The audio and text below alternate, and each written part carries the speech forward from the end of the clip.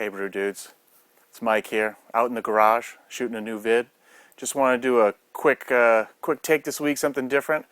As you know, my chest freezer pooped out back in the summertime.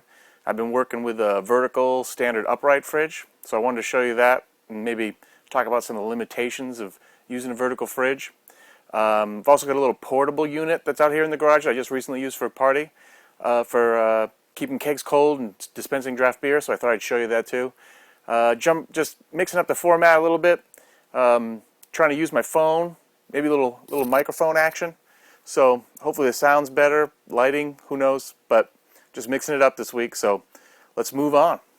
Alright, Brew dudes, hang in there with my unsteady camera techniques, but so here we go. There's my chest freezer with the collar on it. You can see a couple faucets missing there. I'll show you where those went in a little bit, but it's kind of a messy time out in the brew garage right now. I got the little work table with a bunch of odds and ends on it. I've been doing some projects, but my chest freezer's out of commission. Just as I got it set up and was pouring beers good all summer, now I'm down to I suffer for a little bit with no fridge. So that fridge there, that's my fermentation fridge. I got a beer there with a yeast cake in it. I gotta do something with that, but try to back out, show you. So here I am with this standard full upright unit, freezer above, fridge below. So I got this from a family member, and I've took all the shelving out of it and everything else, and I've jammed some kegs in there. So let's take a look inside.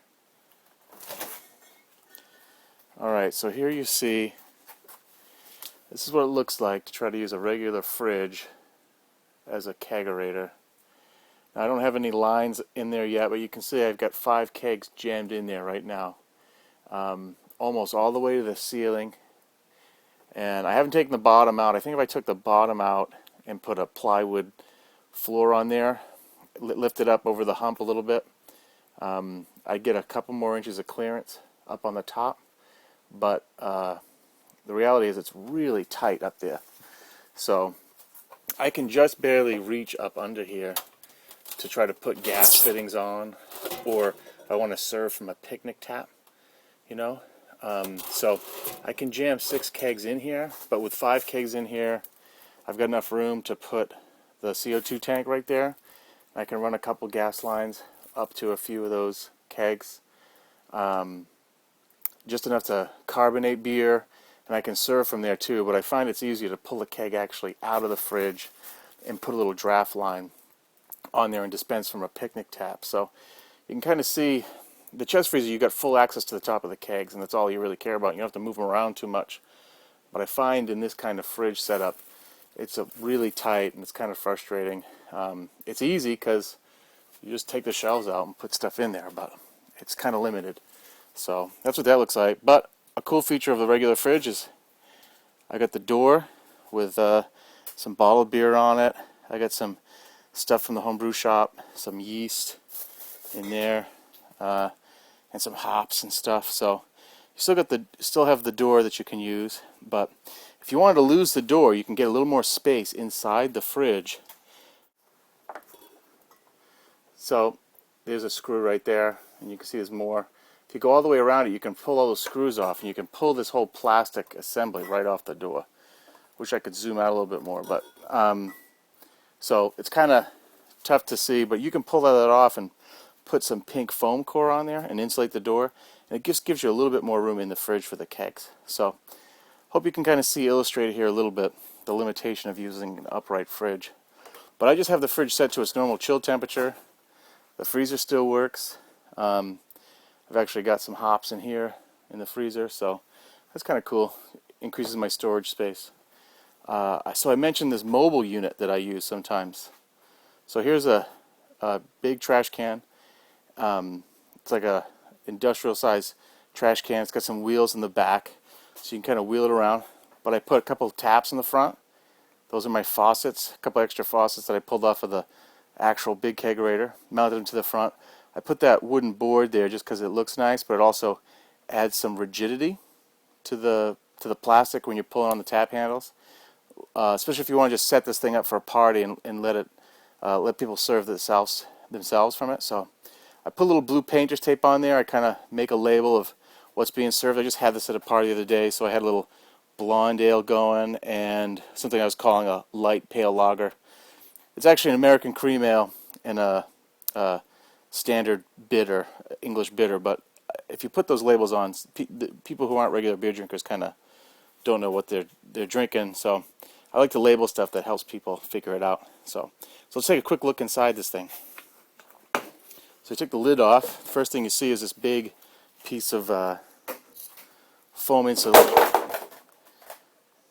So we take the lid off. The first thing we see is this big piece of foam insulation. So this is just more of that like insulated foam board. If I pull that out of there, this is actually two pieces duct taped together and carved out to fit the top shape of the freezer rather, whatever you want to call it, my draft unit. Then I've lined the whole thing with more of this stuff. It's just it's not permanently attached. It's just kind of wedged in there.